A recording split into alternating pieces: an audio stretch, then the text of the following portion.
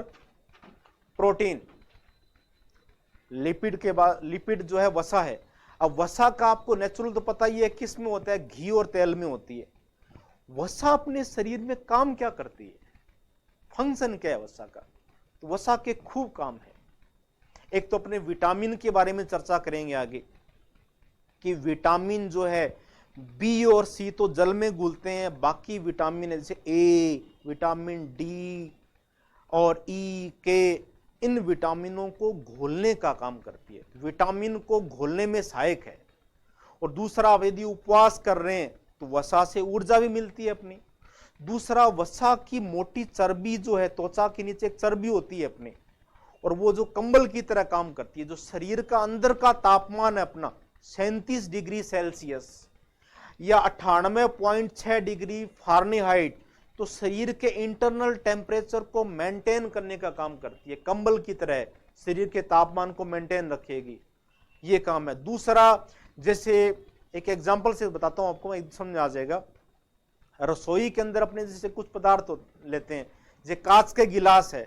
अब कांच के गिलास जब मार्केट से लेके आते हैं तो उसमें देखा ना फोम सा होता है, उसकी चारों तरफ फोम के द्वारा पैकिंग किया होता है ताकि भिड़े के आपस में टूटे नहीं। ऐसे कप को पैकिंग करनी है तो अपने शरीर के अंदर के जो ऑर्गन है, लीवर है, किडनी है, उन आंतरिक अंगों के ऊपर वसा की चर्बी होती है ताकि आंतरिक जो अंग है उन पे कोई बाहरी चोट लग जाए तो वो डैमेज नहीं हो।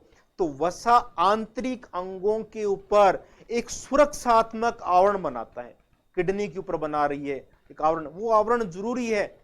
कई बार क्या होते हैं, कई लोग जैसे मोटे ज्यादा है, वो मार्केट से इस प्रकार से अनेक दवाइयां आती है कि पतले हो जाओ, तो इस प्रकार की कुछ दवाइयां खा लेते हैं कि जो एसेंशियल फैट है, अपनी आवश्यक ऊर्जा है वसा की, किडनी के चारों तरफ की वसा है, यदि वो खत्म हो जाए तो नुकसान हो जाएगा। इसलिए इस तरह के प्रोडक्ट से बचना चाहिए। वसा अपने लिए जरूरी भी है, आवश्यक वसा जो आंतरिक अंगों की सुरक्षा कर रही है वो शरीर से निकलनी नहीं चाहिए। तो आंतरिक अंगों की सुरक्षा करना भी वसा का कार्य है। तो ये इसके खूब सारे काम हो जाएंगे।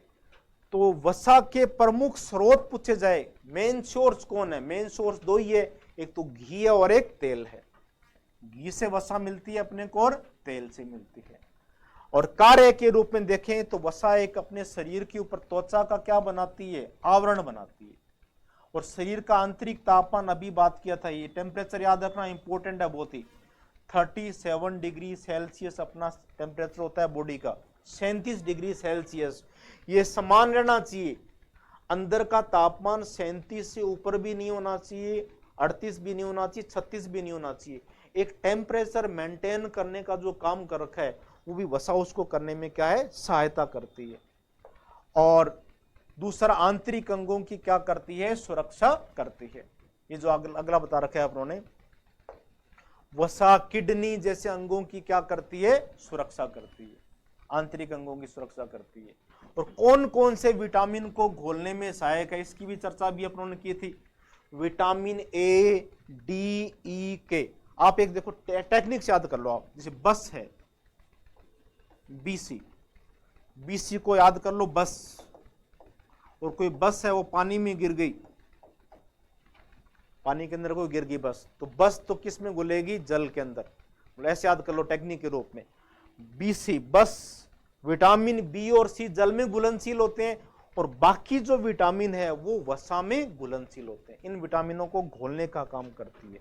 और कार्बोहाइड्रेट की कमी हो गई अपने शरीर में, उस कंडीशन में अपने जैसे खाना नहीं खा रहे तो शरीर की जो चर्बी है वो क्या प्रदान करेगी? ऊर्जा प्रदान करने का काम भी करती है, एनर्जी प्रोवाइड भी करेगी एक प्रकार से।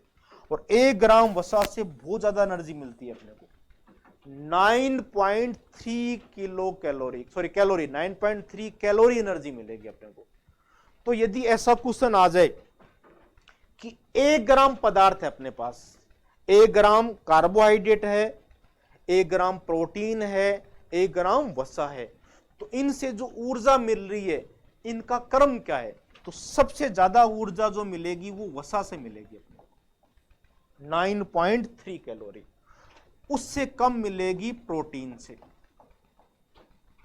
और सबसे कम जो मिलेगी 1 ग्राम पदार्थ की चर्चा करें तो वो कार्बोहाइड्रेट से मिलेगी। ये क्रम रहेगा इसमें, वसा, प्रोटीन और कार्बोहाइड्रेट 1 ग्राम पदार्थ के आधार पर।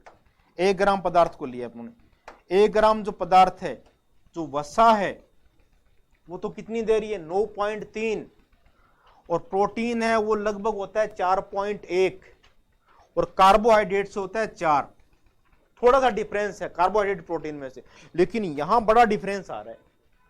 वसा जो है वो कार्बोहाइड्रेट की तुलना में लगभग 2.5 गुना एनर्जी ज्यादा देती है, लेकिन वसा को पचाना क्या होता है, थोड़ा मुश्किल होता है। जो पाचन बात की थी अपने, बाइल जूस पितरस है, वो वसा को पचाने में क्या करता है, सहायता करता है।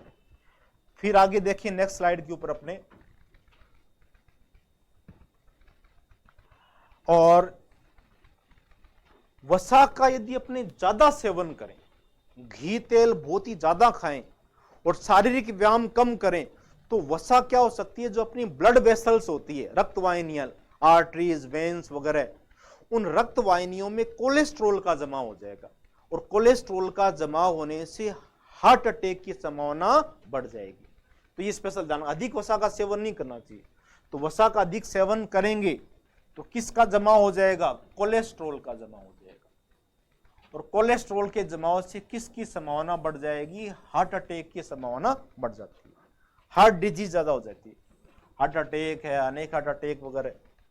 और वसा जो है, जैसे अपनों ने बात की थी प्रोटीन के अंदर, प्रोटीन का निर्माण तो होता है अमीनोमल से, वसा का निर्माण किससे होता है, तो वसा का निर्माण होता है वसीय अम्ल से या फैटी एसिड वसीय अम्ल प्लस ग्लिसरॉल, 2 से होगा।